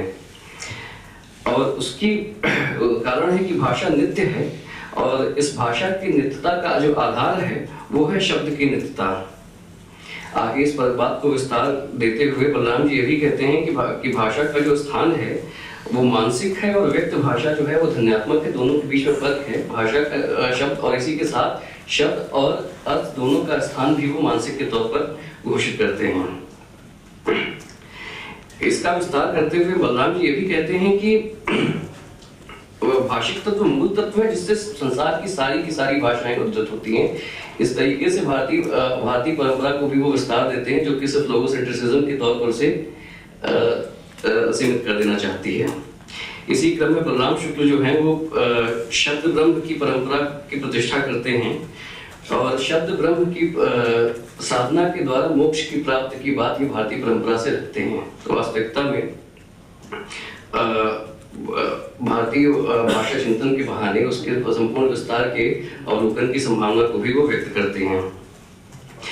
एक तरफ तो बलराम शुक्ल सर उपग्रहण की बात करते हैं, तो दूसरी तरफ संक्षेपण की आवश्यकता के ऊपर भी प्रकाश डालते हैं। यह संक्षेपण परिध में है, धार्मिक और नैतिक व्यवहारों में भी है, और महाभारत जैसे ग्रंथों के संक्षेपण के रूप में भी आता है, उसके शास्त्रों के लागू में भी आता है, और द्रोहियों के विशेषण में भी आता है। और वो सबसे अच्छा उसका उदाहरण उन्होंने यह दिया था कि जो ब्राह्मण कोटि है उसमें भी एक संक्षेपण की अवधारणा हमारे सामने प्रस्तुत होती है कि एक समय जमाने में यह परंपरा थी कि ब्राह्मण जन्म से आधारित होते थे, और उसके बाद में उसकी भिन्न भिन्न व्याख्याएं प्रस्तुत होने लगी थी। एक प्रकरण पर हमें सबसे ज्यादा ध्यान देने की जरूरत है कि जब भारतीयों को बर्बर स्थापित किया गया था तो उसके हिंसात्मक उपादानों के तौर पर जिस प्रवृत्ति का सबसे ज्यादा उपयोग किया गया था वो दो ही थी। एक तो थी सती प्रथा और दूसरी थी जाति। सती प्रथा का वर्णन हमें ग्रीक विवरणों से लेकर के बर्नियर और तत्काल समय तक मिलता है, 18वीं शताब्दी तक हमें मिलता है। इसके आधार पर बर्बर होने को पुष्ट किया गया था। बलराम शुक्ल सर सती परंपरा को बताते हैं कि ये अनिवार्य परंपरा नहीं थी। ध्यातव्य यह है कि मनुस्मृति के द्वारा विलियम जोन्स ने सबसे पहले मनुस्मृति का अनुवाद किया था। उनका लक्ष्य था कि हिंदुओं के लिए एक यूनिवर्सल लॉ कोड बनाना। और मनुस्मृति का जब अनुवाद सामने आया था तो चार्ल्स ग्रांट का ये कहना था कि भाई भारतीय तो सीधे सीधे बर्बर है, उनका कन्वर्जन जो है वो ज्यादा जरूरी है। किंतु मनुस्मृति का ही उदाहरण देते हुए बलराम शुक्ल जी स्थापित करते हैं कि उसमें कहीं सती प्रथा का वर्णन नहीं है, लेकिन इसके बावजूद हम बर्बर हैं। तो ये तरीके से उन्मोचन की प्रक्रिया पर एक महत्वपूर्ण हस्तक्षेप स्थापित करती है। दूसरी महत्वपूर्ण बात बलराम शुक्ल जी की पुस्तक की है, जो है कलिवर्ज की है। उन्होंने मनुस्मृति के हवाले से ये बात कही है कि उस धर्म को छोड़ देना चाहिए जो कि हानिकारक हो। यह बात अर्वाचीन और प्राचीन दोनों कलिवर्ज के बारे में स्थापित होती है। पुस्तक से कुछ असहमतियां प्रश्न के रूप में भी हैं मेरी। एक बात तो यह है कि संस्कृत परंपरा जो है वो दूसरी सहस्त्राब्दी में समाप्त नहीं हुई थी, ये बात तो हम मानते हैं, किंतु उसकी वस्तुस्थिति केंद्रीय थी, इस पर प्रश्न प्रस्तुत करना आवश्यक होता है। सुदीप कविराज अपने विस्तृत लेख sudden death of Sanskrit knowledge में संस्कृत ज्ञान के क्षरण के दो चरण प्रस्तुत करते हैं। पहली चीज तो यह है कि वैष्णव चेतना का प्रसार, और दूसरा है उसकी औपनिवेशिक शक्ति का विमर्श पर आधिपत्य। बलराम जी जो है वो देशज भाषा में उपस्थित ज्ञान को संस्कृत परंपरा के विस्तार के रूप में ही देखते हैं। लेकिन यहाँ एक प्रश्न इस बात का उठता है कि संसार की कौन सी ऐसी भाषा है जिसके ऊपर अपनी पूर्ववर्ती भाषा का प्रभाव न हो। किंतु यदि हम सभी भाषाओं को संस्कृत में समाहित कर देंगे तो उनका निजी अस्तित्व क्या रहेगा, और फिर उसके बाद तो फिर हमें हमारी खोज वहां तक चली जाएगी कि तो संस्कृत की पहले कौन सी भाषा थी और उसकी कौन सी परंपरा थी। तो उन देशज भाषाओं का जो सभी ज्ञान है वो उनका सबका अपना कोई एक स्वतंत्र अस्तित्व रहेगा, या फिर वो किसी एक अम्ब्रेला लैंग्वेज के रूप में समा जाएंगी। दूसरी एक बात ये भी देखनी होगी कि देश भाषाओं का विस्तार जब होता है तो संस्कृत के ज्ञान को तो वो अपने में समाहित करती हैं, किंतु उसकी संरचना क्या वही रही है जो संस्कृत ज्ञान परंपरा की थी। संस्कृत ज्ञान एक विशिष्ट परिवेश में लिखी गई है, किंतु देश भाषा का जो ज्ञान प्रस्तुत होता है, जो चाहे उनके महाकाव्यों में है या फिर पदों में है, उनका अपना भी तो कोई विशिष्ट परिवेश होगा। दूसरी चीज ये है कि स्तुतियों में संस्कृत की जो अनिवार्यता थी देश भाषाओं के विकास के साथ, वो कहीं न कहीं छिड़ पड़ती हुई दिखती है। अष्टछाप के जो कवि थे उन्होंने अपनी सेवाओं के द्वारा एक तरीके से स्तुतियां प्रस्तुत की थी और उनका जनता के बीच में प्रसार कहीं ज्यादा है। और सूरदास जैसे लोग जैसे कवियों ने उसका बहुत बड़ी वृद्धि की थी। इसी वृद्धि का एक पर्याय ये निकलता है कि ब्रज भाषा अपने दौर में काव्य भाषा के रूप में बन जाती है और उसमें फिर संस्कृत के समानांतर ही ज्ञान की अवधारणा प्रस्तुत की जाने लगती है। यहाँ पर कविंदाचार्य सरस्वती का उल्लेख अनिवार्य हो जाता है। कविंदाचार्य सरस्वती संस्कृत के विद्वान थे, लेकिन ब्रज भाषा जो कि काव्य भाषा बन चुकी थी, तो उसी आधार पर उन्होंने कविता तो लिखी है अपनी भाषा में, लेकिन वो कहते हैं कि भाषा करत आवती है लाज, कीन्हे ग्रंथ बनाए काज। ये भाषा में कविता करते हुए उनको लाज आती है। दूसरी चीज ये आती है कि भाई कि औपनिवेशिक आधुनिकता की हम चाहे कितनी भी आलोचना करें, विज्ञान और प्रौद्योगिकी के प्रभाव और उसके दबाव को हम अस्वीकार नहीं कर सकते हैं। विज्ञान और प्रौद्योगिकी की अनिवार्यता आज के युग में तो बनी ही हुई है, और जैसे चीन ने उसे अपनी भाषा और उसके मुहावरों में विज्ञान और प्रौद्योगिकी के तंत्र को समाहित कर लिया है क्या, लेकिन क्या ये बात संस्कृत और भारतीय भाषाओं के ऊपर लागू होती है कि क्या उनमें जो विज्ञान लेखन हुआ वो उतना ही कारगर रहा? पंडित पत्र की चर्चा बलराम शुक्ल सर ने की हुई है, लेकिन पंडित पत्र में भी प्रारंभिक तौर पर विज्ञान लेखन का एक प्रयास किया गया था, जो संस्कृत भाषा में भी किया गया था, लेकिन उसकी चर्चा आज के समय पर कोई नहीं करता, क्योंकि वो एक तरीके से असफल ही कहा जा सकता है। ये सारी असमर्थताओं के बावजूद जीएन देवी ने अपनी पुस्तक आफ्टर एमनेशिया में ये बात तो कही थी कि जो चलती हुई परंपरा थी उसका विस्मरण हो चुका है। बलराम शुक्ल जी की किताब की विशेषता यह है कि वह विस्मृत परंपरा को पुनः स्मरण कराने का एक प्रयत्न करती है, और इस मामले में पुस्तक मेरे लिए एक कोश की तरह है कि जिसमें मैं पुरानी परंपरा के उपादानों को देख सकता हूँ। धन्यवाद।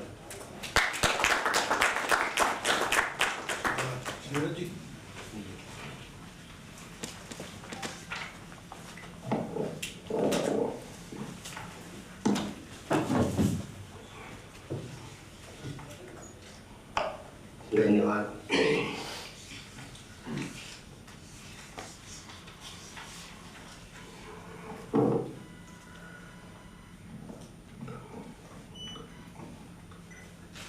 संस्कृत परंपरा के अध्ययन की वैसी पृष्ठभूमि मेरी नहीं है, और जिस पर केंद्रित विशेष रूप से सत्र आयोजित हो रहा है, फिर भी मुझे इस सत्र में अवसर दिया गया। मैं अपनी कुछ बात रखने के पहले दो बातें निवेदन कर देना चाहता हूँ कि एक तो ये पुस्तक, मुझे यह निर्णय थोड़ा बाद में हुआ और इस पुस्तक पर ही मुझे अपनी प्रस्तुति रखना है, ये बाद में तय हुआ, और किताब बहुत ही कम समय में मैं पढ़ पाया हूँ। और जैसे कोई छूटती हुई गाड़ी दौड़ के पकड़ते हैं, और जब अपनी गति से हम चलते हैं तो भाई इत्मीनान रखते हैं, तो उसी तरह से कुछ शीघ्रता में हमने इस पुस्तक को पढ़ा और देखा है। तो और इत्तेफाक से मैं लेखक के बगल में बैठा हूँ, और बहुत ही विधिवत जो संदर्भ लिए सब साथी भी बगल में बैठे हैं, और मैं इनके बीच अपनी बात रख रहा हूँ। और वैसे भी जब मंच पर अध्यक्षता प्रोफेसर पुरुषोत्तम अग्रवाल जी कर रहे हों, और संस्कृत परंपरा के जाने माने विद्वान प्रोफेसर राघव वल्लभ जी मंच पर बैठे हों, अभय जी बैठे हों, स्वयं लेखक हों, और सामने श्री अशोक वाजपेयी जी हों, उदयन जी हों, और आप सभी जाने माने विद्वान यहाँ बैठे हों, तो वैसे भी जो भी शक्ति होती है वो आधी तो वैसे ही छेड़ पा जाती है। तो उस बची हुई आधी शक्ति को बटोरते हुए मैं अपनी कुछ बात कोशिश कर रहा हूँ। जिस तरह से बात शुरू हुई थी, और जो है बलराम जी ने भी शुरू में बताया, और आरंभ में भी इस तरह की जो पहले सत्र हुआ है बातें हुई हैं, और पूरी 5 पुस्तक की योजना में यह बातें बार बार कही गई हैं।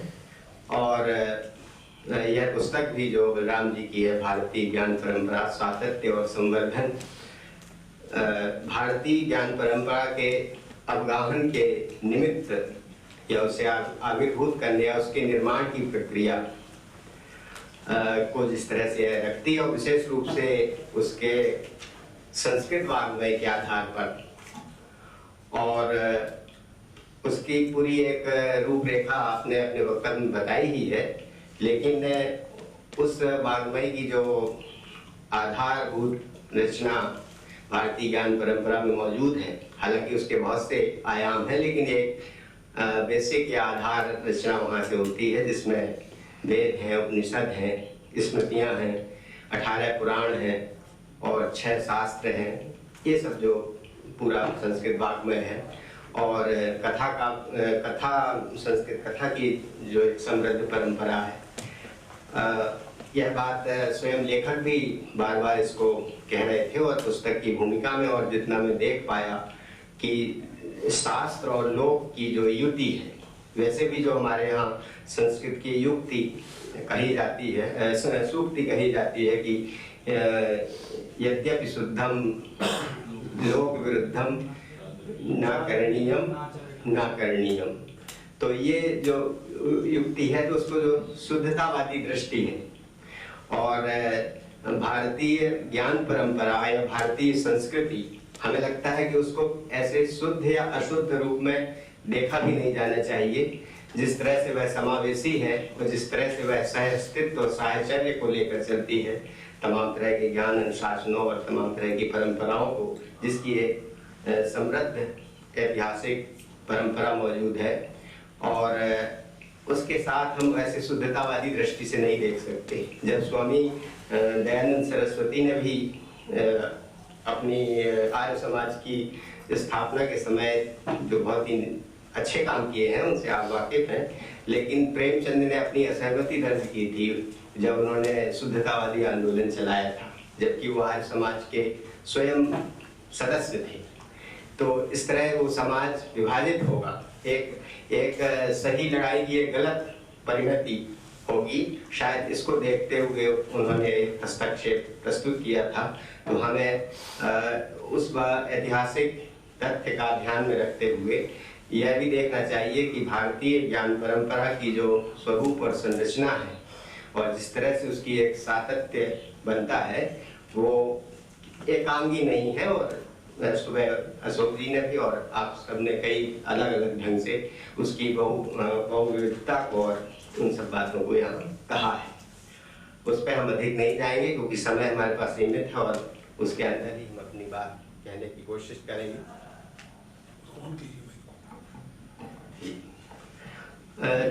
जब से औपनिवेशिक युग में जो एक तरह का भ्रम फैलाया गया और भारतीय ज्ञान परंपरा को इस तरह से पिछड़ा और गैर जरूरी और एक हीनता बोध से ग्रस्त आदि और उसकी जगह जो यूरोपीय और पश्चिमी सभ्यता की पैरवी की गई, और जिसे फिर आधुनिक सभ्यता या आधुनिकता, हालांकि उसमें सभी बातें ऐसी नहीं है कि जिसको हम इनकार कर सकते हैं। जब अभय जी से बात हो रही थी तो उन्होंने मुझसे बार बार ये कहा था कि यह चर्चा कोई पुस्तक की समीक्षा के रूप में ना होकर पुस्तक के बहाने अपनी बात रखने की है।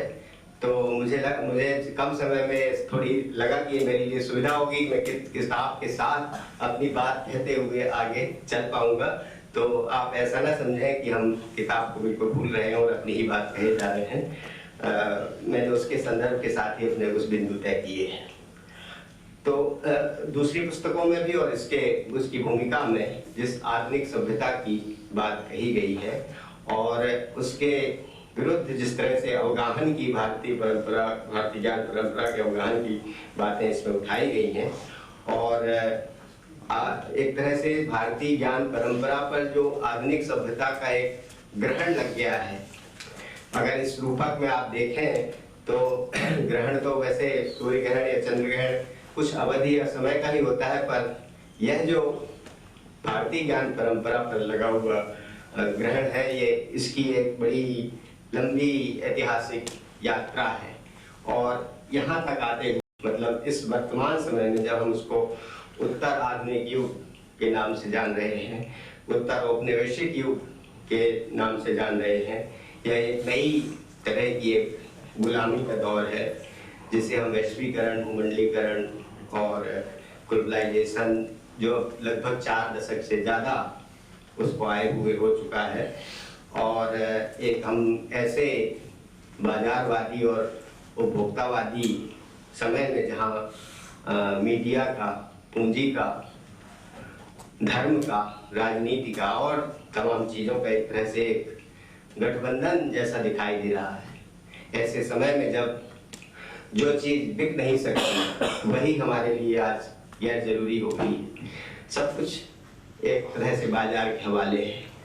अगर सूर्य ग्रहण या चंद्र ग्रहण भी लगता है तो आप देखते होंगे कि तमाम चैनल इस पर एक दुकान लगाकर बैठ जाते हैं और ज्योतिष और आध्यात्म की, हालांकि ये भारतीय ज्ञान परंपरा से निकली हुई ही चीज़ है, लेकिन उनका भी एक तरह से एक बाजारीकरण शुरू हो चुका है।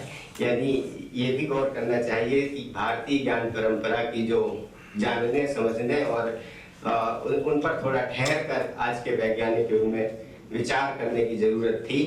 वो सब चीज़ें एक प्रोपेगेंडा में और एक तरह से बाजार के साथ चली गई।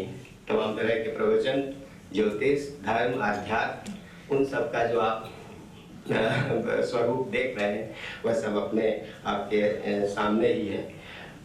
तो जो एक अंधेरा है ये इस सभ्यता का भारतीय ज्ञान परंपरा के ऊपर, और जैसे आधुनिक सभ्यता बनाम फिर हम भारतीय ज्ञान परंपरा को रख सकते हैं, तो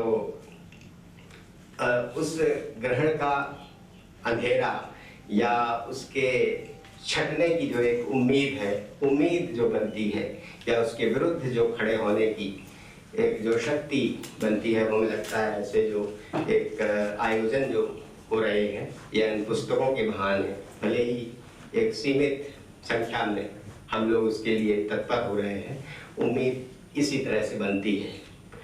और बलराम शुक्ल जी की जो ये पुस्तक है, जो हजारों हजार साल की जो भारतीय ज्ञान परंपरा की विरासत है, और विशेष रूप से जो जिसकी थोड़ी सी चर्चा हमने उसकी रूपरेखा की और स्वयं लेखक ने उसके बारे में बताया है, इसलिए मैं उसको दोहरा नहीं रहा हूँ। लेकिन बहुत ही एक सामान्य पाठक के लिए, एक हम जैसे एक नए जो उस तरह की अध्ययन की पृष्ठभूमि से नहीं आते हैं, उनके लिए बेहद ही सार संक्षिप्त रूप में और बड़े आसान और सार्थक ढंग से उसका एक चित्र, उसकी एक व्यवस्थित रूपरेखा, उसकी एक आधारभूत प्रस्तुति के सारे बिंदु, उसके सातत्य और संवर्धन की जो दिशाएं हुई हैं, उन सब के बारे में सूत्र रूप में, और क्योंकि किताब फिर भी है आकार में, लेकिन इतनी बड़ी भी नहीं है जिस तरह से संस्कृत वाङ्मय की पूरी विरासत है, तो उस विरासत और उस पूरे विस्तार को यह किताब सामने रख देती है। और इसमें मिथ की भी कई बातें यहाँ सामने आई हैं, जिसको भूमिका में भी और शायद प्रस्तावना में अंबिका दत्त शर्मा जी ने भी कई जगह रेखांकित किया है, या अभय जी ने भी जब जो उसका वो लिखा है थोड़ा सा नोट, उस पर इसको शायद संदर्भ के रूप में लिया है।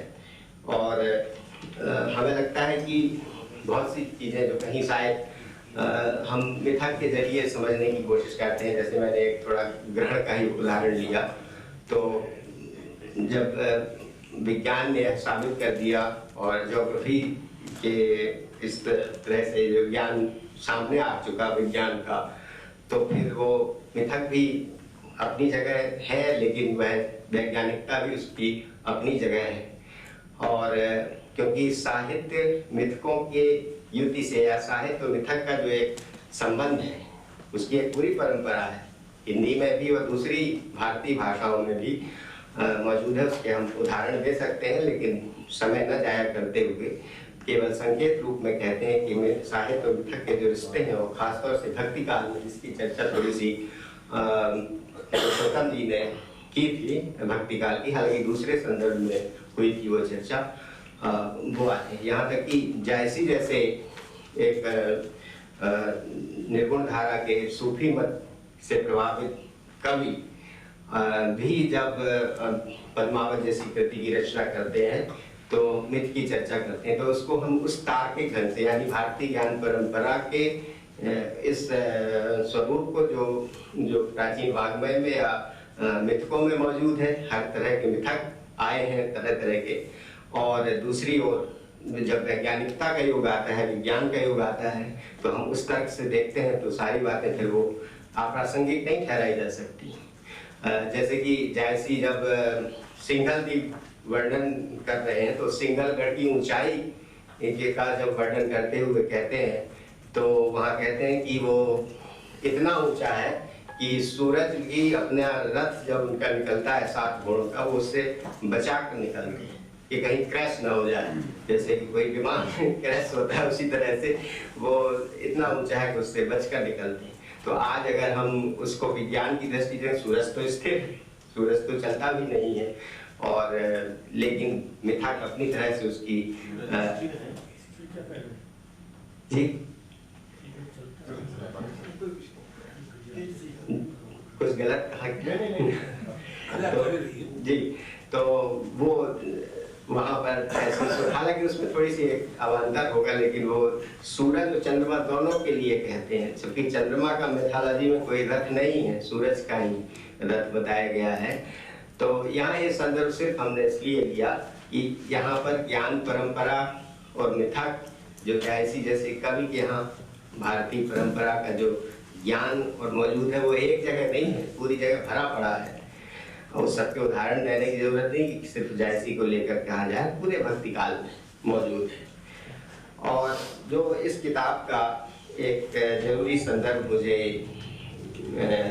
देना आवश्यक लग रहा है, और जहाँ से भारतीय ज्ञान परंपरा का एक दूसरा प्रस्थान तैयार होता है, एक तो भक्ति काल है ही, उस भक्ति काल को भी क्योंकि लोक और लोक भाषाओं और संस्कृत के संबंध की चर्चा जिस तरह से बलराम जी ने पुस्तक में की है, और वो स्वयं भी यहाँ उस बात को कह रहे थे कि संस्कृत की जो विरासत है वो लोक भाषाओं से कैसे गहरे जुड़ी हुई है, और उस तरह से लोक साहित्य का और लोक परंपराओं का संस्कृत की शास्त्रीय परंपरा से कितना गहरा संबंध है, इस पर वो पहले ही बात कह चुके हैं। तो एक डिपार्चर पॉइंट वहाँ है। दूसरा भारतीय नवजागरण और स्वाधीनता आंदोलन है, जिसको देखे बिना हम भारतीय ज्ञान परंपरा के अगले विस्तार को समझ नहीं सकते हैं। और आप जानते ही हैं कि भारतीय नवजागरण के समय कितने संस्कृत के ग्रंथों का